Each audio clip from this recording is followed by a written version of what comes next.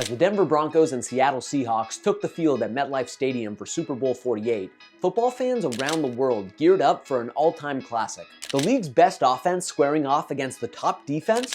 That hadn't happened in a Super Bowl in more than 20 years. Plus, there were legacy implications on the line. A Broncos win would cement Peyton Manning as an icon with a second NFL franchise, while a Seahawks victory would bring the Lombardi Trophy to Seattle for the first time ever. This game was supposed to be a banger. Instead, however, this clash of the Titans ended up being one of the most lopsided Super Bowls in history, a blowout that gave more credence to the phrase, "defense wins championships."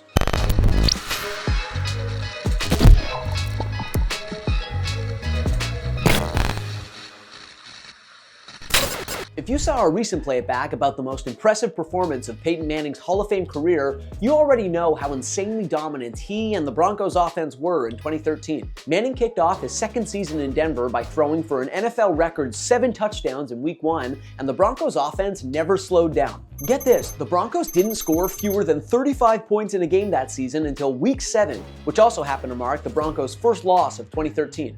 During that season-opening 6-game win streak, Denver put up multiple 50-point games, another 49-point effort, and ultimately averaged more than 44 points, 360 passing yards, and 115 rushing yards per game, or a staggering 6.7 yards per play. Manning, in his age 37 season, was playing the best quarterback of his career and was leveraging all of the weapons at his disposal. In fact, each of Demaryius Thomas, Eric Decker, Julius Thomas, and Wes Welker finished the season with double-digit receiving touchdowns.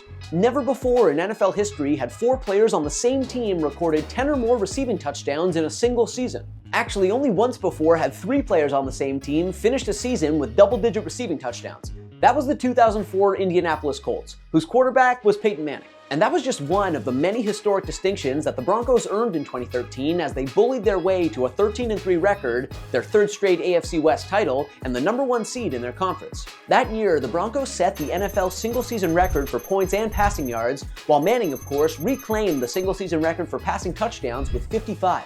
They were an absolute nightmare and the prohibitive Super Bowl favorites. Meanwhile, however, over in the NFC, there was another powerhouse that was kicking ass and taking names in very different fashion, the Seattle Seahawks. After storming back into contention in 2012 behind a rookie quarterback named Russell Wilson and a stalwart defense, the Seahawks leveled up in 2013, especially on the defensive side. Get this, the Seahawks allowed 10 points over their first 2 games in 2013. 10 points combined while generating 7 turnovers. And that was against 2 teams that would each go on to finish 12-4. On all 3 levels, the Seahawks defense was loaded. Michael Bennett and Cliff Averill on the front line, Bobby Wagner and KJ Wright in the middle, and Richard Sherman, Earl Thomas, and Cam Chancellor in the secondary. Those 7 players, the backbone of a defense known as the Legion of Boom, would go on to earn a combined 31 career Pro Bowl nods. And they made life miserable for opposing offenses all season long. When Seattle reached their Week 12 bye, the Seahawks were 10-1, and their defense had allowed more than 24 points in a game once. They were undeniably a force to be reckoned with. And just like the Broncos, the Seahawks made their mark on the history books as they stormed their way to a 13-3 record, their first NFC West title in 3 years, and the #1 seed in their conference. That year, the Seahawks became the first team since 1985 to lead the NFL in points allowed, yards allowed, and takeaways. And of their 39 takeaways, 28 were interceptions, by far the most picks in the league. And for their incredible efforts in the secondary, both Sherman and Thomas received first-team All-Pro honors, while Chancellor was named second-team All-Pro. And as the playoffs unfolded, the Seahawks looked like the only team that could potentially neutralize the Broncos. No team in the AFC was up to the task. The Broncos cruised past the Chargers in the divisional round, then outclassed Tom Brady and the Patriots in the AFC Championship game, punching their ticket to the Super Bowl for the first time since they won their second of back-to-back titles in 1998. And although Seattle faced a little more resistance on their path to Super Bowl 48, their eventual comeback victory over the 49ers in the NFC Championship game only reinforced just how indomitable the Seahawks were. Well, I'm the best corner in the game. When you try me with a sorry receiver like Crabtree, that's the result you're going to get. Don't you ever talk about me. Who was talking about you? Crabtree, don't you open your mouth about the best. Or I'm going to set it for you real quick. LOB. Yeah, this was going to be a good Super Bowl. The best offense in the league against the best defense in the league. Really, the 2 best teams in football, juxtaposing juggernauts that were ultimately extremely evenly matched. In fact, the 2.5-point spread in favor of the Broncos was tied for the smallest spread in a Super Bowl in more than 30 years. This game, the first ever Super Bowl to be played outdoors in a cold weather city, had all the makings of a classic. However, what unfolded that night at MetLife Stadium was far from it, because this best-on-best matchup turned into a laugher real quick. In fact, the favored Broncos found themselves behind the 8 ball after the very first play from scrimmage. It's snapped over the head of Peyton Manning. A flag is down and the ball's out of the back of the end zone. It's a safety to start this game as Manning wasn't ready. Illegal motion. Clearly, even one of the greatest quarterbacks of all time could get rattled by the Legion of Boom. And spoiler alert, the Broncos offense didn't find its groove after that. On their next possession, after Steven Hauschka extended Seattle's lead with a 31-yard field goal, the Broncos went 3 and out. And things only got worse for Denver from there. Now 3rd down and 7. They're coming after Manning. Pass is too high and picked by Chancellor. Intercepted by Cam Chancellor, with Julius Thomas the intended target. Minutes later, the Seahawks extended their lead to 15-0, with Marshawn Lynch making it a 2-possession game. Surely though, the best offense in football, led by the MVP, would lock in at some point, right? Not so much. The Seahawks defense was absolutely terrorizing Manning, putting him under constant pressure and forcing ugly, ill-advised throws. When the halftime buzzer sounded and Bruno Mars took the stage, the Seahawks had a 22-0 lead, the first time all season that the Broncos had been shut out in the first half. And if there was any hope of a comeback in Denver's locker room, it was immediately squashed following the halftime show.